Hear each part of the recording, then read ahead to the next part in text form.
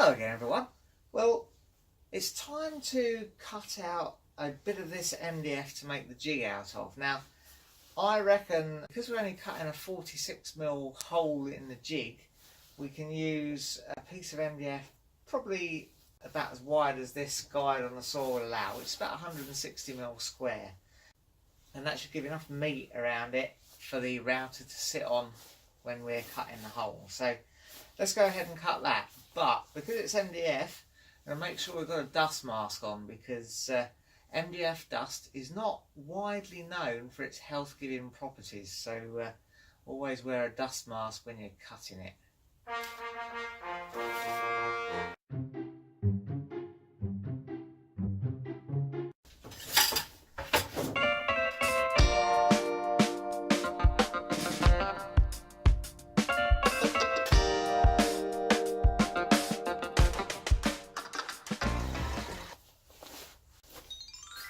Right, there we go. There's the basis for our jig. Ah, well, would you believe in amongst all these hole saws, I haven't got one that will cut a 46mm hole. It goes from 44 right up to 51. I guess 46mm isn't a common hole you'd need to cut for any sort of pipe size or anything like that. So I suppose I could go into town tomorrow and see if I can buy one, or we could think of a different way of cutting that hole. You can get adjustable hole saw bits, but I haven't got one of those, so yeah, we'll have to think of something slightly different, I think. So what we're going to do is use the router to cut the hole to make the jig hole, if that makes any sense. Bear with me, you'll see what I mean. So we need to take the shortest measurement from the radius here on the router, take the shorter one, because then if we accidentally use the wrong side, we'll be cutting on the inside of the hole we need rather than the outside. And that's 64mm. So if we take the radius of the actual hole we want to cut for our jig to make this hole, that's 23, because remember we want the radius, not the diameter. And to that we add the 64, so we need to cut a hole with a radius of 87mm to make a jig, to make our jig. Yes. So what I'm going to use is this bit of 8mm studding. I've used this quite a lot to cut circular holes with this router. It's bent at 90 degrees at the end. Well, it's just a little shade over 90 degrees, so it just puts a little bit of spring in it to hold the router down. It's probably 91 degrees or something. Anyway, so cut 8mm hole for that to spin round in. So on the corner of this MDF sheet where I've previously cut off that little strip, I've marked 150 each way and then come in to give me a centre there, and I've drilled the 8mm hole to take the studding. And then I've marked off there my 87mm, and I can use that to set up that little guide bar on the router. So hopefully that'll work. Oh, well, you can see the general idea, but what we've got is a bit of a problem, because this bar curves down there and that won't go any further along. But as you can see, our bit is just going over that line.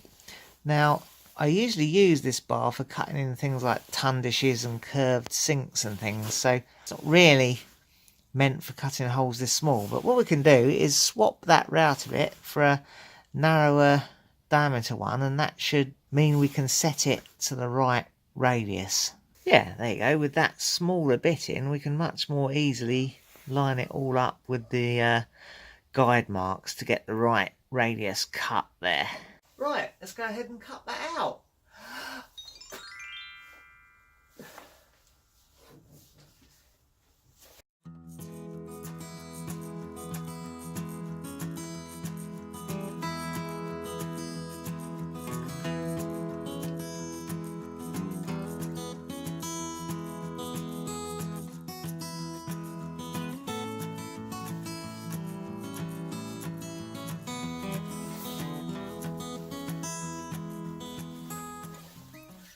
Right, well, before I go all the way through, what I'm going to do is clamp another bit of board underneath and drill my hole through that as well, so that when I release this pin in the centre, my router doesn't go wild or wiggle everywhere and destroy my nice circle. This bit should do the trick.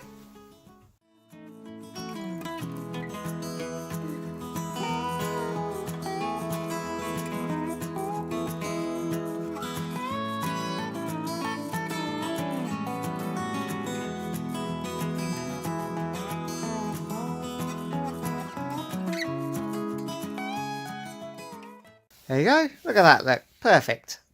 As you can see, there's a little bit of an irregularity there, just a little tiny bump there. I'll just take that off with a sander, or a little bit of sandpaper rather, before we try that out.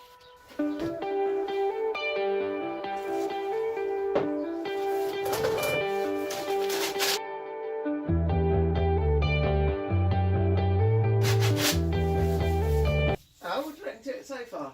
No, what's the hole for, please?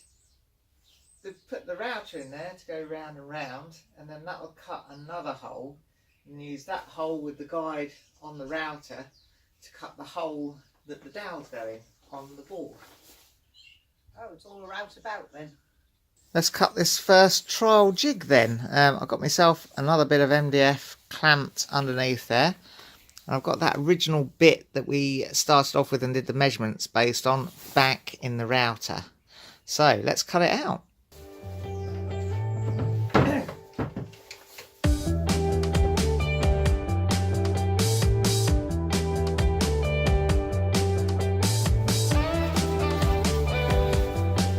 And there you go, there's the first jig hole trial cut. So now we need to try that on another bit of board and see if that fits our dowel when we've cut the hole using the guide.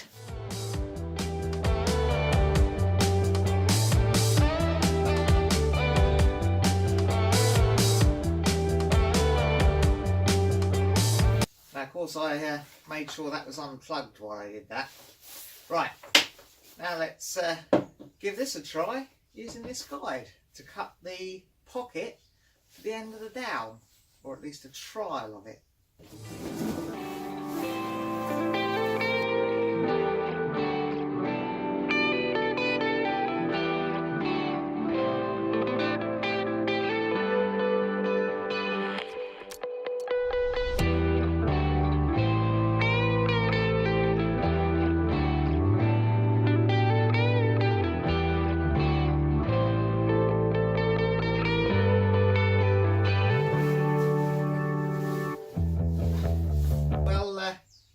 Mr. Shropshire lad was doubting my methods for producing this pocket hole to the right size and my measurements and calculations, so let's give it a first try just for him. Right, let's see how it goes. Well, there you go, it's a little bit slack, maybe only by ½ a mil or so. I would prefer it to be a little bit tighter, but this is only the first trial run of making this jig, so I'm actually quite pleased that works. However, I have noticed another problem that I've got, and I'll show you what that is. Now this is about as deep as that router bit will cut in the little 1/4 inch router I've got. That's probably about 10 mil deep, and this of course is my board, my pegboard that I laminated these two 25 mil bits up, so that's 50 mil. And I really want to go pretty deep in there. I only want to leave maybe 5-10 mil at the back, so I need to go down 40 mil, and there's no way I'm going to do it with this router bit. Even if I put it out a little bit further in the collet, which I could probably do reasonably safely, it wouldn't get me an extra 30 mil, that's for sure. So I need to see if I can buy a deeper cutting 1/4 inch bit, which I'm not sure I will be able to be honest, or I might have to go out and buy that 1/2 inch router after all. Oh dear. Well, I've been to Machine Mart and I bought this 1/2 inch router here. Let's open it up and take a look. Wow, look at that, good stuff. The two little guide bushes we've got in here though, that one looks significantly smaller than the one we were using, and that looks somewhat larger to me. So I think we may have to remake our jig, unfortunately. Yeah, well, there you go. Didn't really think that through before I started, did I? Well, we mentioned Mr. Shropshire Lad earlier, and hope he was impressed that that nearly came just about right, didn't it? That little jig and the pocket hole for the dowel. Anyway, he's got a good channel as well. He does some motorhoming too, so I'll put a link to his channel in the description below, and to be one of those end screen link things to click on. Well, that's all for now. If you enjoyed it, press like, subscribe if you want to see some more, and ring the bell to be notified when we upload something new.